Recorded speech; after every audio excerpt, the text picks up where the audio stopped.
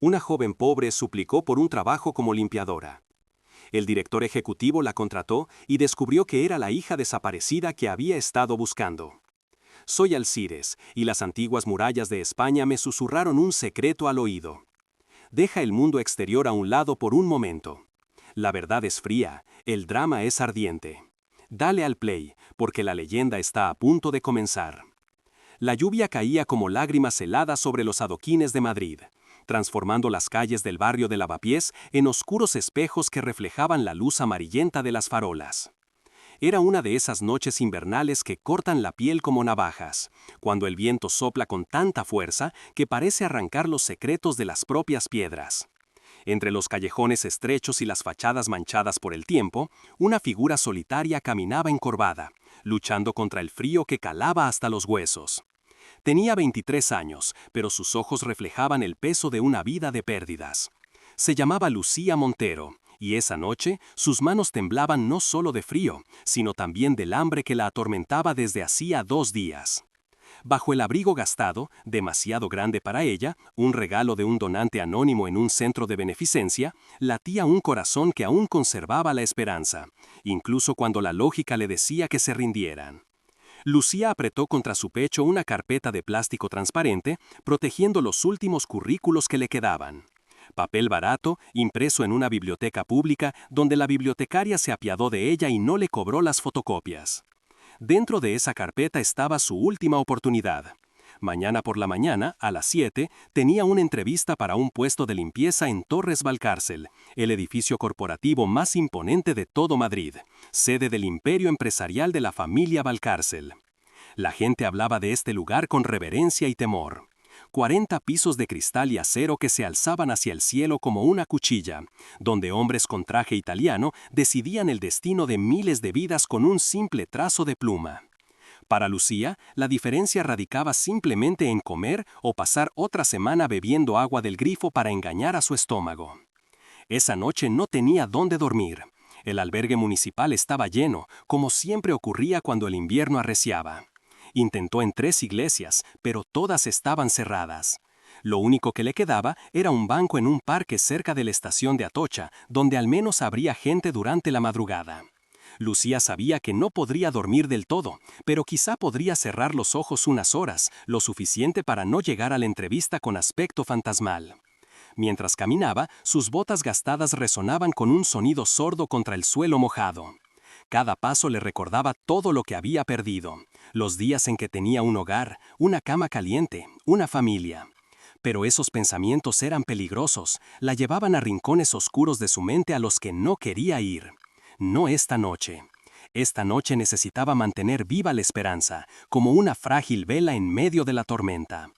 Lo que Lucía no sabía, no podía saber, era que a pocos kilómetros de allí, en el último piso de esos mismos edificios de Torres Valcárcel que tanto temía y anhelaba, un hombre estaba sentado en su oficina de caoba y cuero, contemplando la ciudad a través de ventanas panorámicas que costaban más de lo que muchos ganarían en toda una vida. Ricardo Valcárcel tenía 52 años, el pelo gris perfectamente peinado y unos ojos que habían visto demasiado. Director general de un conglomerado que movía miles de millones de euros, asesor de ministros, un nombre respetado en toda Europa. Pero aquella noche, solo en su trono de cristal, en completa soledad, no era nada de eso. Era simplemente un padre desconsolado. 23 años. 23 años desde aquel fatídico día en Barcelona, cuando el mundo se le vino encima. Cuando su hija, de apenas 6 meses, su pequeña Sofía, con ojos brillantes y una sonrisa que iluminaba cualquier habitación, desapareció de su cochecito mientras su esposa pagaba en una farmacia de la Rambla de Cataluña. 3 minutos. Eso fue todo lo que hizo falta. 3 minutos de distracción, de normalidad, de vida cotidiana. Y cuando su esposa regresó, el cochecito estaba vacío, la manta rosa tirada en el suelo, y el grito que ella lanzó aún resonaba en las pesadillas de Ricardo cada noche. La policía buscó. Dios mío, ¿cómo buscaron? Movilizaron toda Cataluña, luego toda España. Aparecieron en todos los canales de noticias, ofreciendo recompensas que iban desde los 100.000 euros hasta los 5 millones. Contrataron detectives privados de todo el mundo. Ricardo utilizó todos sus contactos, todos los favores que le debían, toda la influencia y el poder que tenía. Nada, su hija se había desvanecido como la niebla en el sol de la mañana. Su esposa Claudia no pudo soportarlo. 2 años después, en una noche lluviosa muy parecida a aquella, tomó una caja entera de sedantes y se recostó en la bañera de mármol de su mansión en Salamanca. El agua se desbordó, mezclándose con sus últimas lágrimas, y cuando Ricardo la encontró, ya era demasiado tarde. Enterró a su esposa junto a la tumba vacía que habían preparado para su hija. Un simple monumento, una piedra con el nombre Sofía Valcárcel Herrera y las fechas que marcaron su breve existencia en este mundo. O su supuesta existencia, porque sin cuerpo, sin certeza, ¿cómo se puede enterrar de verdad a una hija?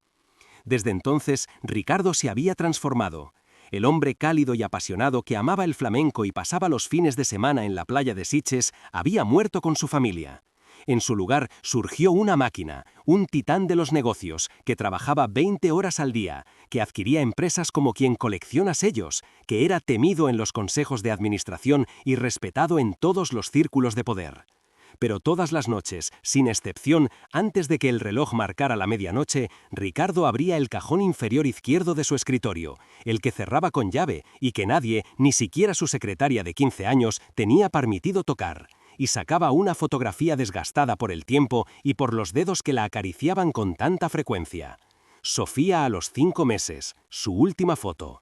Ojos azul verdosos que parecían comprender los secretos del universo, un hoyuelo en la barbilla heredado de su abuela paterna y una marca de nacimiento en forma de media luna detrás de la oreja izquierda. Ricardo había memorizado cada píxel de esa imagen. La había enviado a todos los detectives, a todas las organizaciones de niños desaparecidos, a todos los rincones del mundo.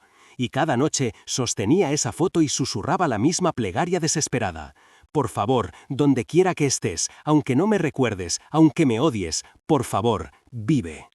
Pero esta noche fue diferente. Esta noche, mientras Ricardo contemplaba aquella fotografía bajo la tenue luz de la lámpara de su oficina, sintió una opresión distinta en el pecho, una sensación extraña, casi como una premonición. Era como si el universo contuviera la respiración, como si el destino estuviera reacomodando sus piezas en el tablero de ajedrez de la vida. Negó con la cabeza, intentando alejar los pensamientos místicos. No era su estilo. Era un hombre de números, de hechos, de realidades tangibles. Pero aún así, la sensación persistía. Mientras tanto, al otro lado de la ciudad, Lucía llegó por fin a la plaza que sería su refugio nocturno. Escogió un banco bajo la luz directa de una farola, pues los lugares bien iluminados eran más seguros. Se sentó con cuidado, dejando su preciado maletín a un lado y se envolvió en su abrigo como si fuera una manta. El frío era implacable, le mordía las mejillas, le entumecía los dedos y le hacía castañetear los dientes sin control. Pero Lucía había sobrevivido a noches peores, mucho peores.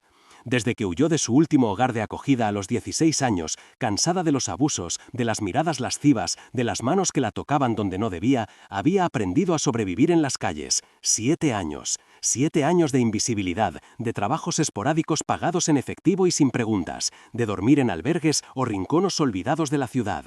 7 años intentando construir algo con sus propias manos cuando el sistema le había fallado repetidamente. No recordaba a sus padres biológicos. Sus primeros recuerdos conscientes eran de un centro infantil en Valencia, donde le contaron que la habían encontrado abandonada en una estación de autobuses cuando tenía unos 3 años. No hablaba, no respondía a ningún nombre y tenía un terror inexplicable a los espacios cerrados y a las personas uniformadas. Pasaron los años buscando a su familia. Nada, ninguna denuncia de persona desaparecida coincidía, ninguna prueba de ADN daba resultados. Era como si hubiera caído del cielo, una niña sin pasado ni identidad. La llamaron Lucía porque la encontraron el día de Santa Lucía, y Montero porque la trabajadora social que llevaba su caso se llamaba así y le tenía lástima. Técnicamente, era una menor bajo la tutela del Estado, un número en archivos burocráticos, una estadística. Pero Lucía siempre supo que había algo más. Fragmentos de recuerdos que no lograba reconstruir, como piezas de un rompecabezas mezclados con sueños e imaginación. La voz de una mujer cantando algo suave, el aroma de un perfume caro, unos brazos que la acunaban con infinita ternura. Y siempre, siempre, la abrumadora sensación de haber sido amada. Una vez, en otro tiempo.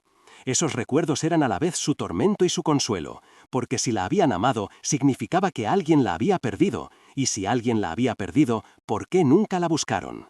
Los años en hogares de acogida fueron un infierno. Las familias temporales la devolvían al cabo de unos meses, diciendo que era difícil, problemática, demasiado reservada. La verdad es que Lucía había construido muros tan altos alrededor de su corazón que nadie podía escalarlos. Y cuando por fin conoció a la familia Domínguez, una pareja que parecía genuinamente interesada en adoptarla cuando tenía 14 años, el señor Domínguez empezó a entrar en su habitación a altas horas de la noche. Nunca se lo contó a nadie. Simplemente huyó una noche de tormenta, llevándose solo una mochila y la determinación de no volver a permitir que nadie tuviera poder sobre ella. Las calles de Madrid la absorbieron. Primero durmió en estaciones de metro, luego aprendió los trucos, dónde conseguir comida, dónde había duchas públicas, qué ONGs repartían ropa sin hacer demasiadas preguntas. Trabajó limpiando mesas en restaurantes que pagaban en negro, repartiendo folletos, cargando bolsas en los mercados. Ahorraba cada euro que ganaba con una obsesión casi religiosa.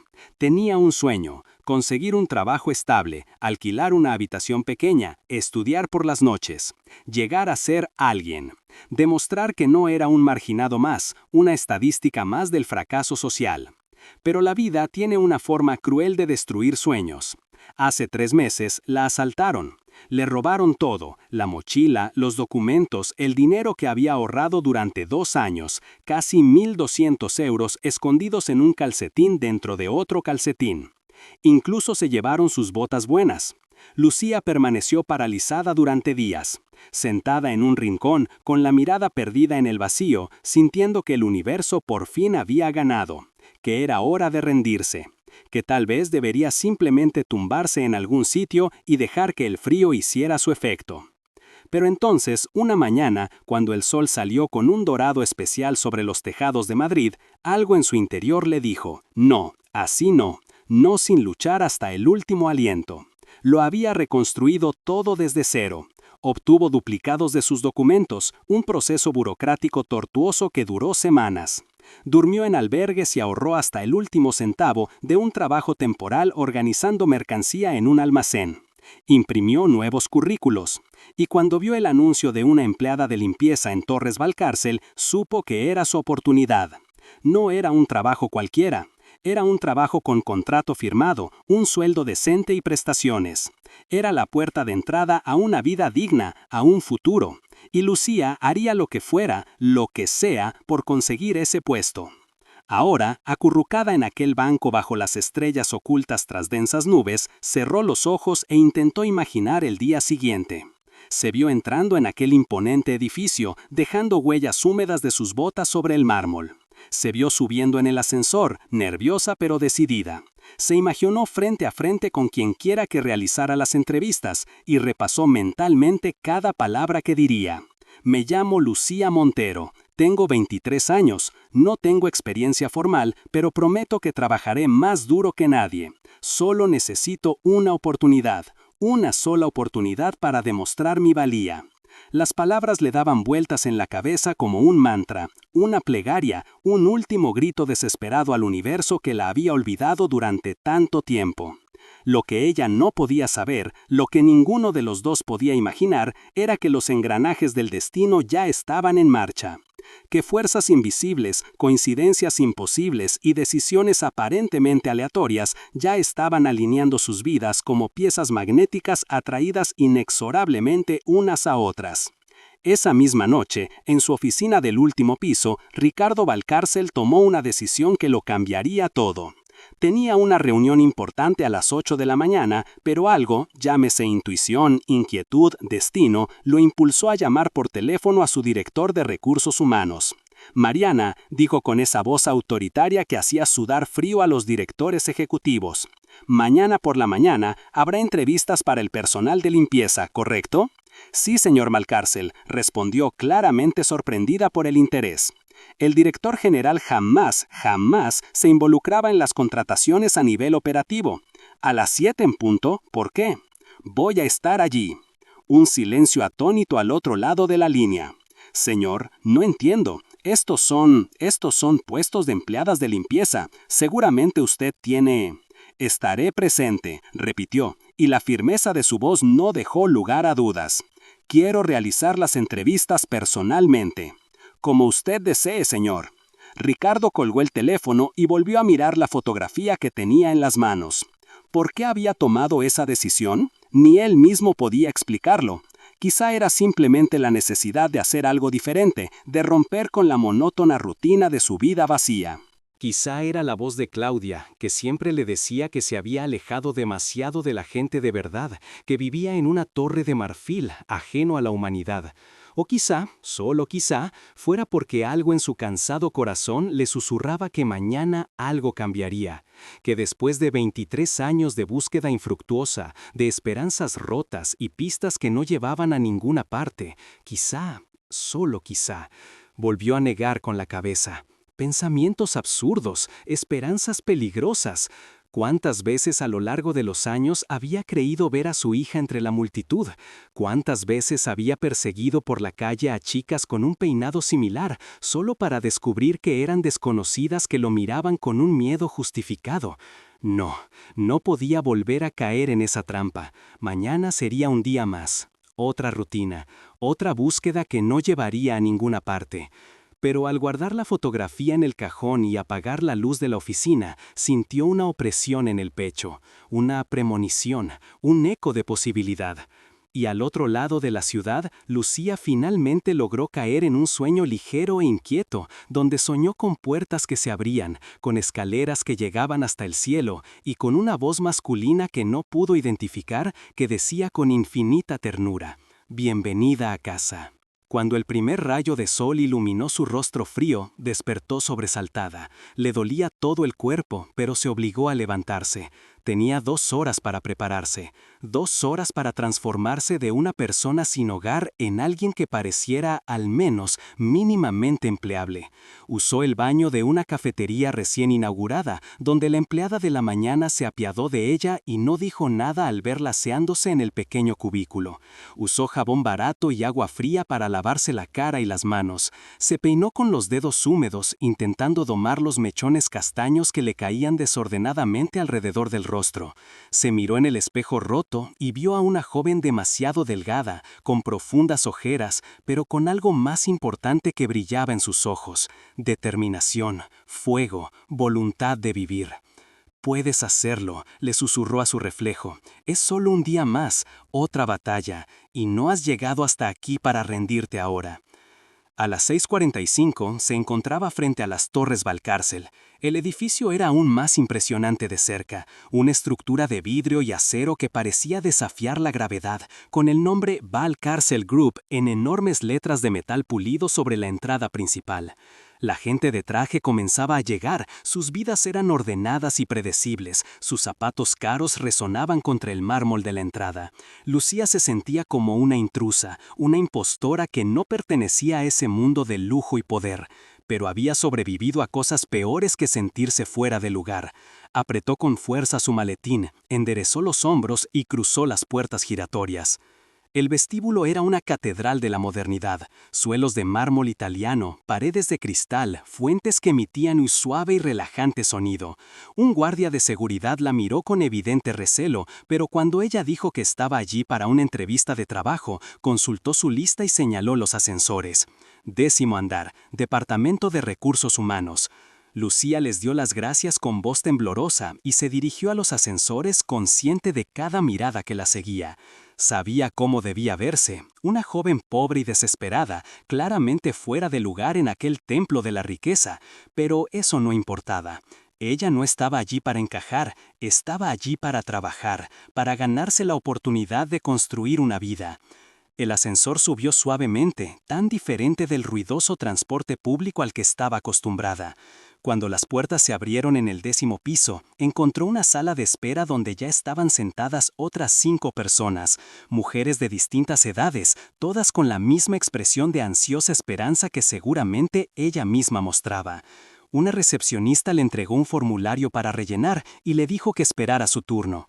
Lucía se sentó, con las manos temblando ligeramente mientras anotaba su información, sin domicilio fijo, sin teléfono personal, sin referencias profesionales, pero ella tenía algo que tal vez los demás candidatos no tenían, una necesidad imperiosa que iba más allá del simple deseo de trabajar. Para ella, esto no era solo un trabajo, era cuestión de supervivencia. Era la diferencia entre la vida y la muerte, en el sentido más literal posible. Mientras esperaba, no se percató de que en el último piso, Ricardo Valcárcel se ajustaba la corbata reflejado en la ventana de su oficina. Él también estaba nervioso, aunque desconocía el motivo. Solo eran entrevistas para puestos de limpiadoras, nada importante, nada que justificara la ansiedad irracional que sentía en el pecho. Y sin embargo, cuando bajó al 10º piso y entró en la sala donde se realizarían las entrevistas, su mirada recorrió a los candidatos que esperaban en el pasillo con una intensidad que lo sorprendió incluso a él mismo. Se detuvo. Se congeló por completo. Porque allí, sentada al final del banco, con un viejo maletín en el regazo y la mirada baja, había una joven de cabello castaño y cuerpo frágil. Y cuando alzó la cabeza, sintiendo el peso de su mirada, cuando sus ojos se encontraron una fracción de segundo antes de que ella volviera a bajar la vista tímidamente, Ricardo sintió como si le hubieran dado un puñetazo en el estómago. Esos ojos, azul verdosos como el mar bajo ciertas luces. Y cuando, nerviosa, se acomodó el cabello detrás de la oreja, durante una fracción de segundo imposible, la vio, detrás de su oreja izquierda, una pequeña marca de nacimiento, pálida, casi invisible contra su piel clara, con forma de media luna. El mundo dejó de girar. El aire se le escapó de los pulmones a Ricardo como si alguien hubiera pulsado el botón de pausa del universo. Esa marca, esa maldita marca en forma de media luna que había visto miles de veces en la vieja fotografía, que había descrito a incontables policías e investigadores, que aparecía en sus sueños y pesadillas con la misma frecuencia. Pero no podía ser, simplemente no podía. Después de 23 años, después de tantas falsas esperanzas, tantos corazones rotos, tantos callejones sin salida, no podía ser tan sencillo. No podía ser que su hija, si aún vivía, si se encontraba en algún lugar de este mundo cruel, apareciera de repente en su propio edificio pidiendo trabajo de limpieza. El universo no funcionaba así. La vida no era un cuento de hadas barato donde las coincidencias imposibles se alineaban a la perfección.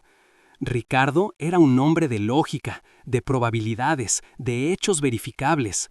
Y los hechos decían que la posibilidad de que esto fuera real era astronómica, prácticamente imposible. Y sin embargo, sus ojos no podían apartarse de aquella joven. Ella había bajado la mirada de nuevo, visiblemente incómoda por la intensidad de su escrutinio, y ahora jugueteaba nerviosamente con la carpeta que tenía en el regazo. Pero en esos pocos segundos en que sus miradas se cruzaron, Ricardo había visto algo más que una simple marca de nacimiento. Había visto los ojos de su esposa, la estructura ósea de su madre, el hoyuelo en su barbilla, rasgo distintivo de los Valcárcel durante 3 generaciones. Todo estaba allí, oculto bajo años de privaciones y sufrimiento, pero inconfundiblemente presente. «¿Señor Valcárcel?» La voz de Mariana, su directora de recursos humanos, lo devolvió bruscamente a la realidad. Estaba a su lado, mirándolo con una preocupación apenas disimulada. «¿Está todo bien? De repente se ha puesto muy pálido». Ricardo parpadeó, esforzándose por respirar con normalidad. «Estoy bien», dijo, aunque su voz le sonó extraña incluso a él. «Solo empecemos con las entrevistas». Mariana lo condujo a una sala de reuniones preparada para las entrevistas. Una mesa sencilla, 2 sillas, una taza de café que no recordaba haber pedido. A través de las paredes de cristal esmerilado, pudo ver las siluetas de los candidatos que esperaban afuera. Una de ellas, la joven de la marca, era la tercera en la fila. «¿Quieres empezar con el primero de la lista o tienes alguna preferencia?», preguntó Mariana, abriendo su portátil para empezar a tomar notas. Ricardo abrió la boca para decir que quería empezar con la tercera candidata, que necesitaba hablar con esa joven ya, que cada segundo de espera era una tortura. Pero algo lo detuvo, porque si ella realmente era, si por algún milagro imposible era su Sofía, apresurar el proceso podría asustarla, podría arruinarlo todo. Y si no era ella, si se trataba simplemente de otra cruel coincidencia en una vida llena de ellas, entonces estaba a punto de hacer el ridículo delante de su director de recursos humanos y potencialmente traumatizar a una joven inocente. «Comencemos con el orden», dijo finalmente, recuperando en su voz parte de su autoridad habitual. «Pero yo dirigiré las preguntas, ustedes solo tomen notas». Mariana parpadeó sorprendida. «Señor, con el debido respeto, estas son posiciones básicas, protocolo estándar». «Yo dirigiré las preguntas», repitió, y el tono de su voz no dejó lugar a dudas. Las 2 primeras entrevistas fueron una tortura. Mujeres perfectamente cualificadas, con buenas referencias y experiencia suficiente, respondían a sus preguntas mientras él apenas podía asimilar lo que decían. Su mente estaba completamente ocupada con la joven que esperaba fuera, con esa marca en forma de media luna, con la imposibilidad estadística que estaba solo unos minutos. Hacía preguntas automáticas, asentía en los momentos oportunos, manteniendo una fachada de normalidad mientras por dentro se desmoronaba. Mariana notó enseguida que algo andaba mal, la conocía desde hacía años y era demasiado perspicaz para dejarse engañar, pero tuvo la sensatez de no decir nada. Finalmente, con gran júbilo, el segundo candidato abandonó la sala. Ricardo dio un sorbo a su café, ya frío, e intentó prepararse para lo que estaba a punto de suceder. Le temblaban ligeramente las manos. Las escondió bajo la mesa. «Siguiente candidata», dijo Mariana, revisando su lista. «Lucía Montero, 23 años, sin experiencia formal en limpieza, pero...» Frunció el ceño al leer el formulario. «Al parecer no tiene domicilio fijo ni referencias. Sinceramente, señor, no sé por qué el departamento de selección la aprobó. Claramente no cumple con los requisitos mínimos». «Tráiganla», dijo Ricardo, y su voz sonó más dura de lo que pretendía. Mariana arqueó una ceja, pero obedeció y salió de la habitación para llamar al siguiente candidato.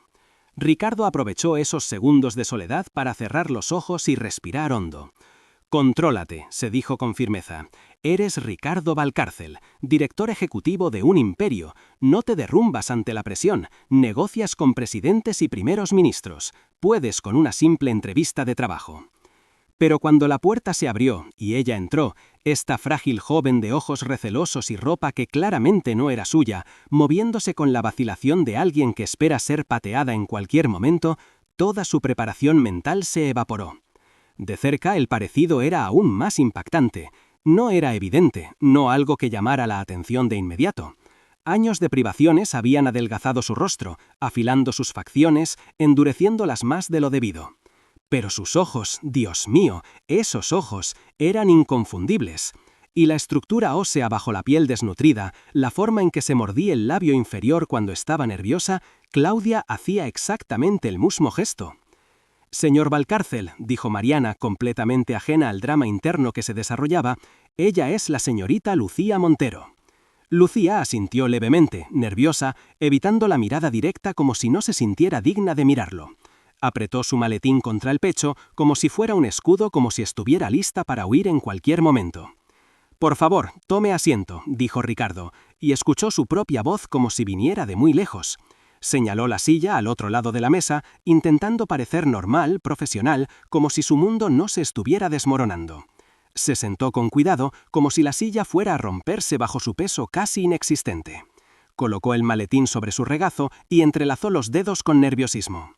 Ricardo notó que sus uñas estaban limpias pero desiguales, que tenía las cutículas mordidas y pequeñas heridas cicatrizadas en las manos, señales de trabajo duro y una vida difícil. «Señorita Montero», comenzó, esforzándose por seguir algún tipo de protocolo de entrevista para no parecer completamente loco. «Veo aquí que no tiene experiencia formal en limpieza corporativa. ¿Puede hablarme un poco sobre usted y por qué está interesada en este puesto?» Lucía alzó la vista un instante, lo justo para que él volviera a ver aquellos ojos azul verdosos, antes de bajar la mirada. Al hablar, su voz era suave pero firme, con una dignidad que contrastaba fuertemente con su aspecto desaliñado. «Me llamo Lucía Montero, tengo 23 años, no tengo experiencia formal porque mi vida ha sido complicada», dijo eligiendo cuidadosamente sus palabras. «Pero les prometo que trabajaré más que nadie. Soy puntual, no me quejo, no armo lío, solo necesito una oportunidad para demostrar mi valía». Las mismas palabras que había practicado en el frío banco durante la noche, sin saber que quien las oiría sería el hombre cuyo rostro aparecía en las revistas de negocios de toda España. «¿Complicado en qué sentido?», preguntó Ricardo en voz baja, inclinándose ligeramente hacia adelante. A su lado, Mariana tomaba notas a máquina, pero él apenas notó su presencia. Lucía vaciló. Podía ver la batalla interna que se libraba tras sus ojos, cuánto revelar, cuánto ocultar, cómo equilibrar la honestidad con la necesidad desesperada de conseguir ese trabajo. «Crecí en hogares de acogida», dijo finalmente, bajando aún más la voz. «Nunca tuve una familia de verdad. A los 16 años decidí que lo mejor era valerme por mí misma. Desde entonces he estado sobreviviendo. Trabajos temporales, nada formal, pero aprendo rápido y soy responsable. Si me das esta oportunidad, te prometo que no te arrepentirás». El sistema de acogimiento familiar. La mente de Ricardo daba vueltas en 1000 direcciones a la vez. Los niños en acogimiento familiar solían ser aquellos sin familia, abandonados, perdidos, y su edad, 23 años, significaba que tendría aproximadamente 3 años cuando entró en el sistema. Exactamente la edad que tendría Sofía si alguien la hubiera mantenido oculta durante unos... ¿Qué? ¿Abandonarla? ¿Por qué? Nada tenía sentido, pero todo tenía un sentido aterrador. «¿Recuerdas a tu familia biológica?». Las palabras se le escaparon antes de que pudiera retractarse. A su lado, Mariana la miró sorprendida. Era una pregunta totalmente inapropiada para una entrevista de trabajo. Lucía parpadeó, claramente también extrañada por la pregunta. «No, señor», dijo lentamente. «No recuerdo nada de antes de los 3 o 4 años. Los trabajadores sociales dijeron que probablemente fue un trauma, que a veces los niños bloquean los malos recuerdos. Intentaron encontrar a mi familia, pero nunca encontraron a nadie». El corazón de Ricardo latía con tanta fuerza que estaba seguro de que ambas mujeres podían oírlo. «¿Dónde te encontraron?», preguntó, incapaz de detenerse, incapaz de seguir el protocolo de la entrevista cuando posiblemente, quizás, estaba sentado frente a su hija desaparecida. «En Valencia», respondió Lucía, frunciendo ligeramente el ceño, «en una estación de autobuses. Pero, señor, con el debido respeto, ¿tiene esto algo que ver con el trabajo? Porque le aseguro que mi pasado no afectará a mi desempeño. ¿Tienes algún recuerdo de aquella época?», interrumpió Ricardo, plenamente consciente de que se estaba desviando del tema, pero incapaz de detenerse. «¿Algo? ¿Caras? ¿Lugares? ¿Nombres?». Mariana carraspeó ruidosamente. «Señor Valcárcel», dijo con firmeza, con un tono profesional pero con un dejo de alarma, «estas preguntas parecen un poco fuera del ámbito de una entrevista de trabajo». Ricardo la ignoró, con la mirada fija en Lucía, que ahora se mostraba visiblemente incómoda. Se encogió ligeramente en la silla, apretando con más fuerza la carpeta. «A veces tengo fragmentos», admitió, con voz ahora a la defensiva, «como sueños, una mujer cantando, una habitación grande, el olor a perfume, pero los trabajadores sociales dicen que probablemente solo sean producto de la imaginación mezclados con deseos, que los niños huérfanos a menudo inventan recuerdos de familias amorosas para sobrellevar la realidad, así que no confío en esos recuerdos». Una mujer cantando. Claudia solía cantarle a Sofía todas las noches, viejas nanas españolas que su propia madre le había cantado. ¿Y perfume? Claudia usaba Chanel número 5 religiosamente, diciendo que era el único perfume que realmente la representaba. Richard sentía que se asfixiaba, la habitación parecía haberse encogido, el aire se había vuelto demasiado denso para respirar. Tenías que estar seguro, tenías que saberlo. Pero ¿cómo? ¿Cómo formular la pregunta que te quemaba la lengua sin parecer un completo loco? «Señor», dijo Mariana en voz más alta, claramente alarmada, «quizá deberíamos hacer una pausa, no tiene buen aspecto». Él la ignoró de nuevo. Sus ojos seguían fijos en Lucía, que ahora estaba visiblemente asustada, y su postura pasó de nerviosa a preparada para huir. «¿Tienes alguna marca de nacimiento?». Las palabras salieron con dureza, con desesperación. Un silencio absoluto inundó la habitación. Lucía lo miró fijamente, con los ojos muy abiertos, y una mezcla de confusión y miedo se reflejaba en su expresión. Mariana dejó escapar un pequeño sonido ahogado de sorpresa. «Señor Valcárcel», comenzó Mariana, con voz ahora genuinamente alarmada, «esto es completamente...» «Por favor», dijo Ricardo, y odió cómo sonaba su voz, quebrada, suplicante, desprovista de toda autoridad. Extendió una mano temblorosa hacia Lucía, como si rogara, «Por favor, es importante. ¿Tienes una marca de nacimiento? Específicamente, ¿detrás de la oreja izquierda?»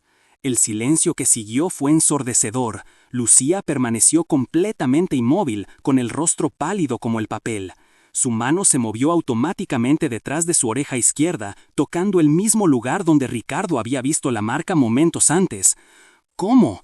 ¿Cómo lo sabes?», susurró, con la voz apenas audible. Y con esas 5 palabras, la confirmación que necesitaba, el mundo de Ricardo se reconstruyó y se derrumbó simultáneamente. «Dios mío», susurró, levantándose tan bruscamente que su silla cayó hacia atrás con un fuerte golpe. «Dios mío». Mariana también se puso de pie interponiéndose protectoramente entre Ricardo, convencida de que su jefe había perdido completamente la cabeza. «Señor, debo insistir en que...» «Vete», dijo Ricardo con voz ronca. «Mariana, por favor, sal de la habitación ahora». «De ninguna manera», respondió con firmeza. «No dejaré solo a un candidato cuando usted claramente...» «No soy peligroso», exclamó Ricardo, pasándose las manos por el pelo con un gesto de absoluta frustración. «Solo, necesito, por favor, solo déjenme un momento a solas con ella, por favor».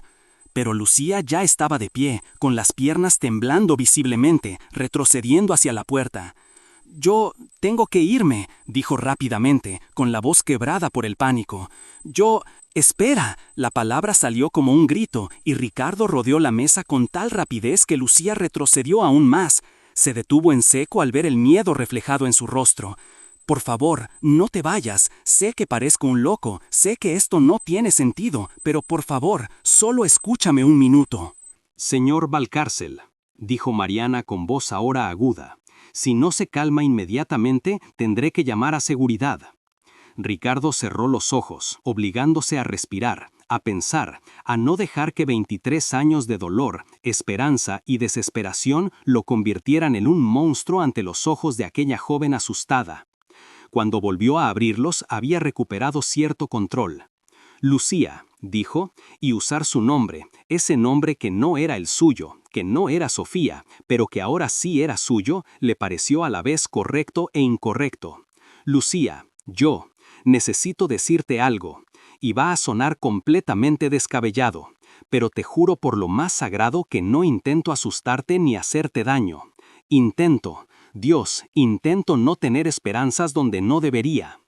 Lucía se había detenido ante la puerta, con una mano en el pomo, lista para darse la vuelta en cualquier momento. Pero algo en su rostro, quizás la curiosidad o el reconocimiento del dolor genuino en su voz, la hizo dudar. «¿Qué quieres?», preguntó con voz temblorosa. «¿Por qué me preguntas estas cosas? ¿Cómo supiste de mi marca?». Ricardo acercó la silla que había tirado, se sentó pesadamente y señaló la silla al otro lado de la mesa. «Por favor, solo 5 minutos. Si después de esos 5 minutos quieres irte, no te lo impediré. Pero necesito intentar explicarte». Mariana miró alternativamente a ambos, claramente dividida entre su deber de proteger a una candidata vulnerable y su lealtad a un jefe que había trabajado con ella durante años y que nunca, jamás había actuado de esa manera. «Lucía», dijo en voz baja, «no tienes que quedarte. Si quieres irte, te acompañaré personalmente y velaré por tu seguridad». Lucía miró a Mariana, luego a Ricardo y después a la puerta, tan cerca de su mano. Ricardo pudo ver la guerra que se libraba tras esos ojos, el instinto de supervivencia que le decía que huyera de situaciones extrañas, contra algo más profundo, algo que probablemente ni siquiera reconocía, que la atraía para quedarse. 5 minutos, dijo finalmente, soltando el pomo de la puerta pero sin moverse de ella. «Pero yo, y ella también», añadió señalando a Mariana. «Por supuesto», accedió Ricardo de inmediato, «lo que sea necesario». Se tomó un momento más para ordenar sus ideas, intentando encontrar la manera de explicar lo imposible. ¿Cómo podía decirle a aquella joven asustada que creía, contra toda lógica y razón, que ella podía ser la hija que había perdido hacía más de 20 años? Hace 23 años, comenzó finalmente, con voz baja y controlada, mi esposa y yo perdimos a nuestra hija en Barcelona. Tenía 6 meses. Se la llevaron de su cochecito mientras mi esposa pagaba en una farmacia. 3 minutos. Eso fue todo lo que hizo falta. Vio a Lucía tragar saliva con dificultad, su expresión pasando del miedo a algo más complejo, confusión, quizá el comienzo de la comprensión. La buscamos durante años, continuó Ricardo, movilizamos todo, policía, investigadores privados, medios internacionales. Mi esposa no podía vivir sin ella. 2 años después se suicidó. Y yo, su voz flaqueó un instante, la he estado buscando durante 21 años, siguiendo cada pista, cada rumor, cada posible avistamiento. Y nunca, jamás la encontré. Señor, dijo Lucía lentamente, con el rostro aún pálido pero ahora con algo diferente en los ojos, compasión, tal vez, o el reconocimiento de un dolor similar. Siento mucho su pérdida, de verdad que sí, pero no entiendo qué tiene que ver esto conmigo. Mi hija, dijo Ricardo, las palabras le salían cada vez más rápido, desesperado, tenía los ojos azul verdosos, exactamente como los tuyos. Tenía un hoyuelo en la barbilla cuando sonreía, como tú, y tenía una marca de nacimiento detrás de la oreja izquierda, con forma de media luna. Él vio el momento en que lo comprendió, cuando todas las piezas encajaron en su mente y llegó a la misma conclusión imposible que él proponía. Su rostro pasó rápidamente por una sucesión de expresiones, sorpresa, incredulidad, algo parecido a una esperanza desesperada antes de ser aplastada por el crudo realismo. No, dijo, sacudiendo la cabeza con vehemencia. No, esto es una locura. No puede ser. Millones de personas tienen marcas de nacimiento. Los ojos de este color no son tan raros. Esto es una coincidencia. Tiene que serlo. Lo sé, dijo Ricardo, notando las lágrimas en sus ojos. ¿Cuándo fue la última vez que lloró? ¿En el funeral de Claudia? Sé que suena descabellado, sé que las probabilidades son ínfimas, pero Lucía, dijiste que te encontraron en Valencia con 3 años. Mi hija desapareció en Barcelona con 6 meses. Valencia no está tan lejos, y 3 años, ese tiempo sería suficiente para que quien la secuestró la escondiera, la retuviera y luego, por alguna razón, la abandonara. ¿Por qué?, preguntó Lucía con la voz quebrada por la emoción. ¿Por qué? ¿Por qué nunca me encontraste? Dijiste que me buscaste durante años. Porque quien te secuestró sabía cómo esconder a un niño, dijo Ricardo, poniéndose de pie de nuevo, pero con cuidado de no acercarse demasiado a ella. Porque probablemente te cambiaron el aspecto, te mantuvieron oculta, evitaron los lugares públicos. Y cuando te abandonaron tenías 3 años más. Tu rostro había cambiado. Los niños cambian tanto en los primeros años. Y habíamos buscado durante tanto tiempo sin resultados que, cuando apareciste en Valencia, a nadie se le ocurrió relacionarte con un caso de Barcelona de 3 años antes. Mariana, que había permanecido en silencio durante todo el intercambio, finalmente habló. Su voz era extrañamente suave. Señor Valcárcel, dijo, esta es una acusación grave. Si usted insinúa que esta joven es su hija desaparecida, necesita pruebas reales, no solo características físicas que podrían ser una coincidencia. Prueba de ADN, dijo Ricardo de inmediato. Es simple, rápida, definitiva. Si acepta hacerse la prueba, lo sabremos con certeza en cuestión de días. Todas las miradas se dirigieron a Lucía, que seguía apoyada contra la puerta, con el rostro desencajado, como si la hubiera atropellado un tren. Le temblaban visiblemente las manos y se las envolvía contra sí misma como si tuviera frío. «Esto es una locura», susurró. «Esto es completamente. Vine aquí para una entrevista de trabajo. Solo necesitaba un trabajo. Y ahora dices que yo podría ser, que tú podrías ser». No pudo terminar la frase. Ricardo vio cómo las lágrimas comenzaban a rodar por su rostro. No era un llanto histérico, sino lágrimas silenciosas que caían como lluvia, cargadas con años de soledad, preguntas sin respuesta, una profunda necesidad de pertenecer a alguien. Durante toda mi infancia, dijo con la voz quebrada, cada día me preguntaba dónde estaba mi verdadera familia, por qué me abandonaron, si alguna vez me quisieron. Y ahora apareces tú diciendo eso, pero no puede ser verdad, no puede ser. La vida no funciona así. La gente como yo no tiene finales felices. Por favor, dijo Ricardo, y ahora él también lloraba, lágrimas que no había derramado en años, quizá desde que enterró a Claudia. Por favor, solo haz la prueba. Si me equivoco, si es solo una cruel coincidencia, entonces aún tienes el trabajo. Te lo daré ahora mismo, con el mejor sueldo que ofrecemos. Te ayudaré a encontrar un apartamento, lo que necesites. Pero, si tengo razón...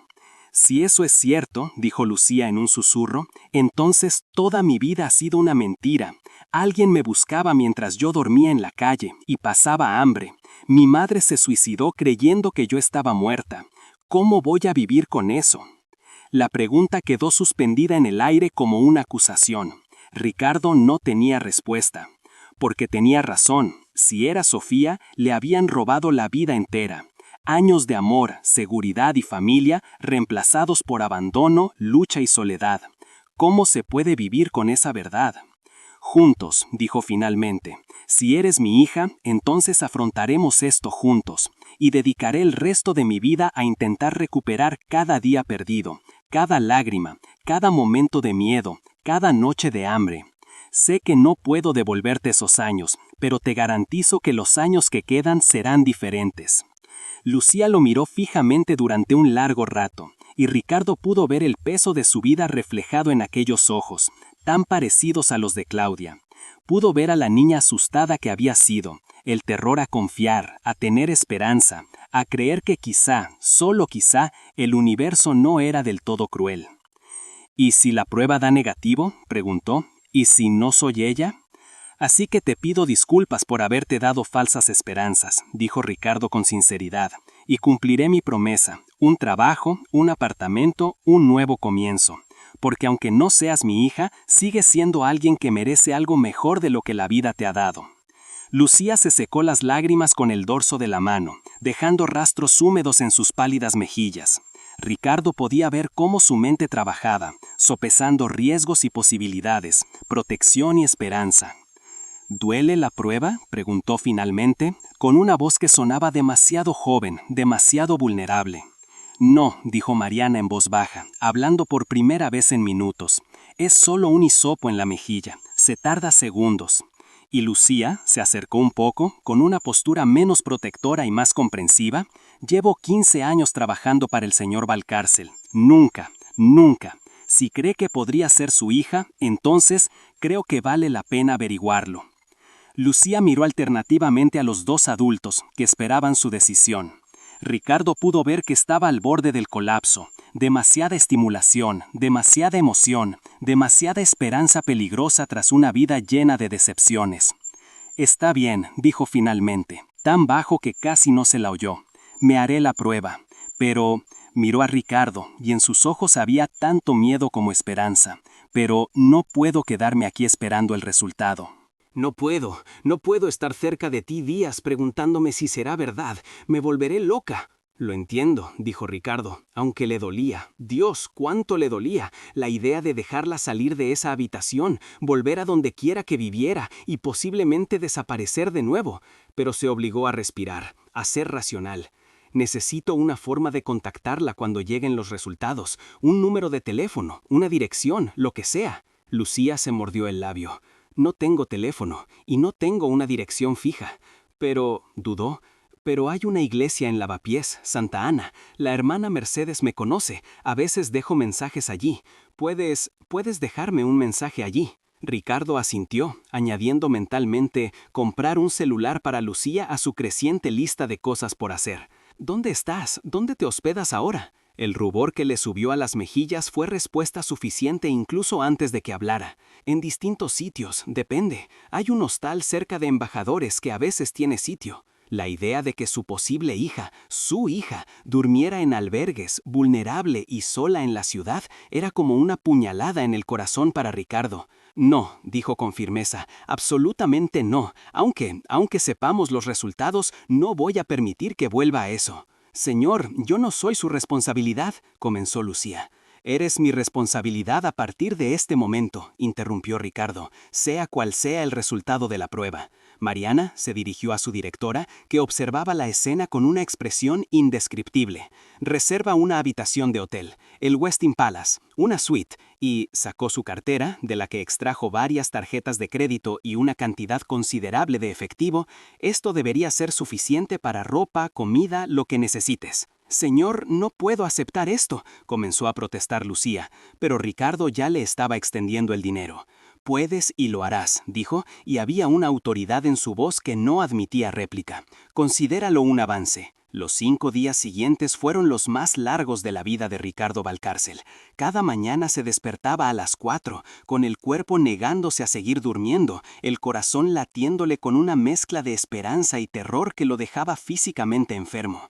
Había enviado las muestras de ADN a 3 laboratorios distintos, uno en Madrid, otro en Barcelona y un laboratorio privado en Suiza conocido por su absoluta precisión. No iba a confiar algo tan importante a una sola prueba. Necesitaba certezas, necesitaba que 3 fuentes independientes le confirmaran la misma verdad antes de permitirse creer lo imposible. Durante esos días, desoyendo todas las instrucciones de Lucía, no pudo mantenerse completamente alejado. Visitaba a diario la iglesia de Santa Ana en Lavapiés, dejando siempre un sobre con la hermana Mercedes, dinero, tarjetas regalo de supermercados, un móvil nuevo, aún en su caja, con un solo número programado, el suyo. La monja nunca hacía preguntas, pero había algo en su mirada dulce que sugería que comprendía que algo trascendental estaba ocurriendo. Al 5.º día, a las 3 de la tarde de un viernes lluvioso, porque, claro, tenía que llover, como si el universo trazara paralelismos dramáticos con aquella noche en que Lucía apareció en su vida,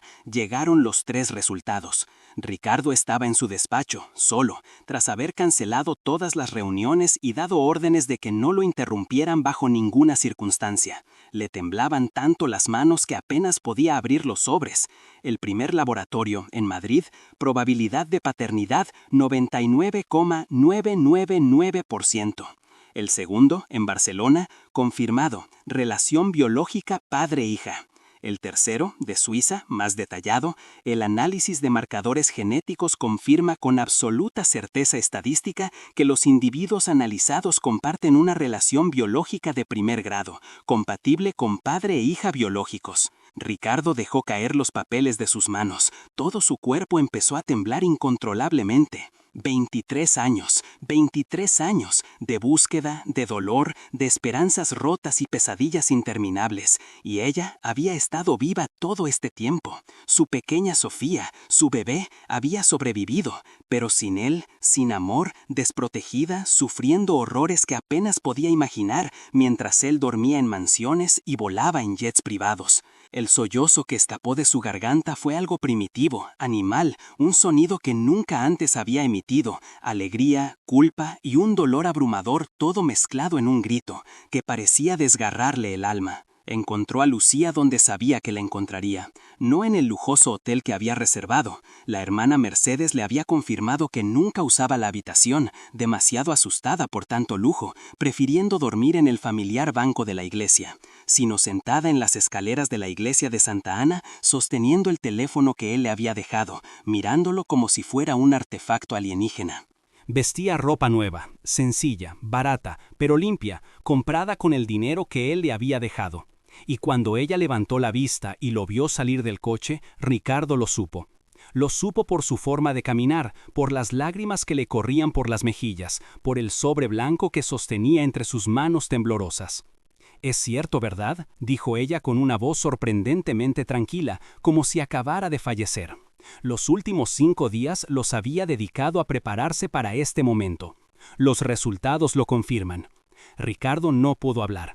Solo asintió, extendiéndole los papeles con manos que temblaban tanto que casi se le caen. Lucía los tomó, sus ojos escudriñando los términos técnicos, las cifras, las conclusiones científicas que transformaban por completo su identidad. Leyó en silencio, con el rostro convertido en una máscara de férreo control. Y Ricardo esperó lágrimas, alegría, alguna reacción coherente. En cambio, dobló cuidadosamente los papeles, los guardó en el bolsillo de su gastado abrigo y se puso de pie. Cuando habló, su voz carecía de emoción, plana de una forma más aterradora que cualquier llanto. «Así que soy Sofía Valcárcel», dijo, saboreando el nombre en sus labios como si fuera veneno. «Pasé 23 años siendo Lucía Montero, una don nadie, una huérfana, un número en el sistema, cuando en realidad era la hija de uno de los hombres más ricos de España. Mientras yo robaba pan de los supermercados para no morir de hambre, tú vivías en rascacielos. Mientras yo huía de hombres que querían hacerme daño, tú dormías en camas de seda. Mientras mi madre, mientras Claudia, la palabra le salió extraña, rechazada, se suicidó creyendo que yo estaba muerta. Yo estaba viva, sola, deseando estar muerta».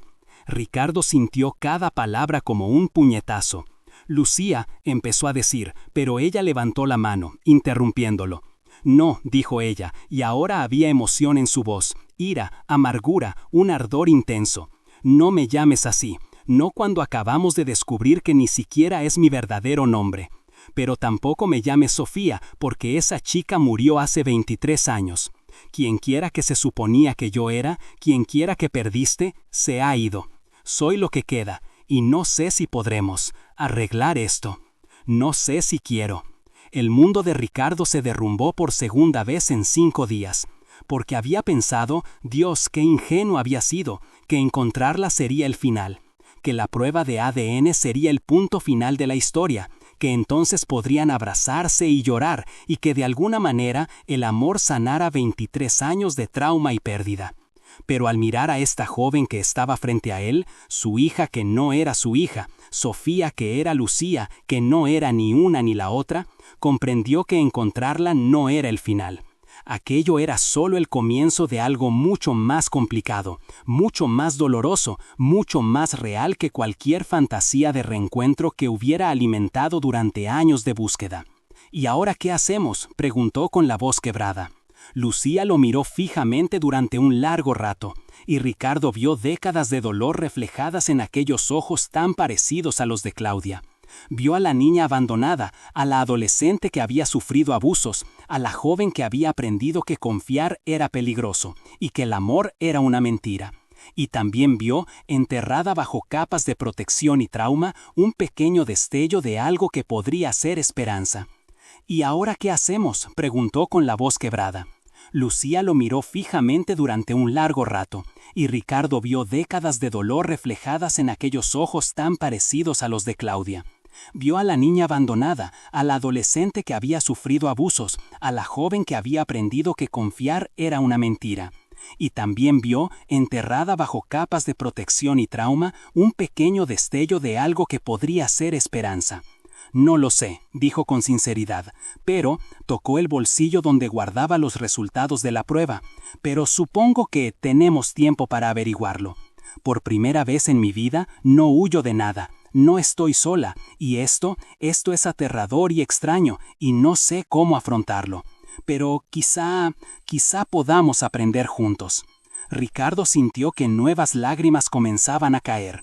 «Podemos ir despacio», dijo rápidamente, desesperado por no asustarla, por no alejarla, cuando ella le ofrecía esa frágil y preciosa oportunidad. «A tu ritmo, sin presión, si solo quieres conocernos primero como extraños, construir algo desde cero sin forzar la relación padre-hija, puedo hacerlo. Lo que necesites». Lucía asintió lentamente, y con un gesto que detuvo el corazón de Ricardo, extendió la mano. No para un abrazo, no para una cercanía física que claramente era demasiado rápida, sino para un apretón de manos formal y cauteloso. «Mucho gusto, señor Valcárcel», dijo, y una leve sonrisa asomó a sus labios. «Mi nombre es...? Bueno, supongo que todavía lo estoy decidiendo, pero puedes llamarme Lucía, por ahora». Ricardo tomó su mano, la mano de su hija, la piel que había salido de la suya, los huesos que portaban su ADN. Y la apretó suavemente, con reverencia, como si sostuviera algo infinitamente precioso e infinitamente frágil. Encantado de conocerte, Lucía, dijo con la voz quebrada por la emoción. ¿Tienes tiempo para un café? Hay una cafetería en la esquina, nada del otro mundo, solo charlar, sin compromisos. Lucía dudó apenas un instante antes de asentir. Y mientras caminaban juntos por las calles de Lavapiés, un multimillonario con su traje de 3.000 euros y una joven con ropa de segunda mano, separados por décadas de experiencias contrastantes pero unidos por la sangre, el destino y una improbable segunda oportunidad, la lluvia finalmente cesó. El sol comenzó a abrirse paso entre las nubes sobre Madrid, bañando con su luz dorada los adoquines mojados. Y por primera vez en 23 años, Ricardo Valcárcel sintió algo que había olvidado reconocer: esperanza. No la vana esperanza de encontrar a la hija perfecta y tener un final de cuento de hadas, sino algo más real, más resiliente, la esperanza de construir algo nuevo sobre las ruinas de lo perdido. La esperanza de que quizá, solo quizá, el amor pudiera existir no a pesar del trauma y el dolor, sino a través de ellos, transformado por ellos en algo más fuerte que lo anterior. Y Lucía, o Sofía, o quienquiera que fuera en la intersección de esos dos nombres, esas dos vidas, miró al hombre que caminaba a su lado, ese desconocido que era su padre, y se permitió sentir algo que había jurado no volver a sentir jamás: la posibilidad de pertenecer. No ahora. Quizá no por mucho tiempo, pero algún día, cuando las heridas comenzaran a sanar y la confianza se hubiera construido lentamente, ladrillo a ladrillo, quizá podría por fin volver a casa. Pero la historia no termina ahí, porque la verdad, siempre es más oscura de lo que imaginamos. Porque mientras Ricardo y Lucía estaban sentados en aquel humilde café, pidiendo un simple café e intentando sobrellevar conversaciones incómodas sobre temas sin importancia, ninguno de los dos sabía que los observaban. Al otro lado de la calle, sentada en un coche oscuro con cristales tintados, una mujer de unos 50 años sostenía un teléfono con las manos temblando de rabia. En la pantalla, una foto de Lucía caminando con Ricardo, tomada momentos antes. La mujer tenía el pelo gris recogido en un moño apretado, los ojos fríos como la piedra y una fina cicatriz que le recorría el rostro desde el rabillo del ojo hasta la oreja. Un recuerdo de una vida pasada que creía enterrada hacía 20 años. Se llamaba Teresa Domínguez. Y 23 años atrás, en Barcelona, había sido comadrona, ahogada en deudas de juego y con la conciencia a flor de piel. Había sido ella quien sacó a la bebé de aquel cochecito en la Rambla de Cataluña. Fue ella quien vendió a Sofía Valcárcel a una red de trata de menores por 50.000 euros, con los que saldó sus deudas y financió su huida a Sudamérica. Allí vivió 20 años, creyendo que su pasado estaba muerto y enterrado, hasta que una crisis económica la obligó a regresar a España hacía 6 meses. Y ahora, por una increíble coincidencia, veía su rostro en las noticias, porque claro, el dramático reencuentro de Ricardo Valcárcel con su hija desaparecida acaparaba todos los titulares, y toda España lloraba por esta historia de amor y redención. Teresa sabía la verdad, sabía dónde operaba esa red de trata, sabía quién había comprado a Sofía, quién probablemente la había tenido durante 3 años antes de cansarse de ella y abandonarla en Valencia. Conocía los nombres, los rostros, los detalles que podrían destruir a decenas de familias respetables que habían comprado niños robados a lo largo de los años. Y ahora, viendo a Ricardo Valcárcel, uno de los hombres más poderosos de España, reencontrándose con la hija que había robado, Teresa tomó una decisión. Llamó a un número que no se había marcado en años, y cuando una voz masculina y ronca contestó, simplemente dijo: «Sigue viva, la señorita Valcárcel». Y recuerda, una mentira, por supuesto. Lucía claramente no recordaba nada útil, pero Teresa sabía cómo sembrar el pánico, cómo hacer que la gente poderosa cometiera estupideces por miedo. Y si algunos de esos poderosos decidían que una joven con posible conocimiento de sus crímenes pasados era una amenaza que debía ser silenciada, bueno, Teresa ya no tendría que preocuparse de que Lucía algún día recupere recuerdos que la implicaran. Y así, mientras padre e hija tomaban café e intentaban sanar viejas heridas bajo el sol madrileño, fuerzas oscuras, cuya existencia desconocían, ya se agitaban en las sombras, listas para reclamar lo que apenas les habían devuelto.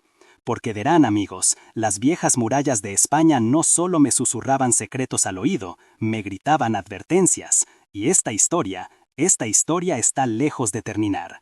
¿Y tú, qué te pareció esta historia que sacudió los cimientos de Madrid? ¿Crees que Ricardo y Lucía podrán construir una relación verdadera o el oscuro pasado volverá para destruir su segunda oportunidad? Y lo más importante, ¿notaste las pistas que sembré desde el principio? Vuelve a verla, porque hay detalles ocultos que lo cambian todo. Si esta historia te conmovió, si sentiste cada lágrima y cada momento de desesperada esperanza, únete a esta comunidad. Suscríbete al canal y activa las notificaciones, porque historias como esta, historias que revelan los secretos ocultos en las sombras de España, son las que encontrarás aquí cada semana. Y ahora dime en los comentarios, ¿desde qué ciudad de España estás viendo? ¿Madrid? ¿Barcelona? ¿Sevilla? ¿Valencia? Quiero saber dónde están los oyentes que entienden que la realidad siempre es más extraña y oscura que la ficción. Comenta tu ciudad y dime también, ¿quieres una segunda parte de esta historia? Porque Teresa Domínguez aún no ha terminado su juego. Y Lucía podría estar en mucho mayor peligro del que nadie imagina. Soy Alfides y las viejas murallas de España nunca dejan de susurrar. Hasta la próxima, mantengan los ojos bien abiertos, porque nunca se sabe cuándo los secretos del pasado llamarán a su puerta.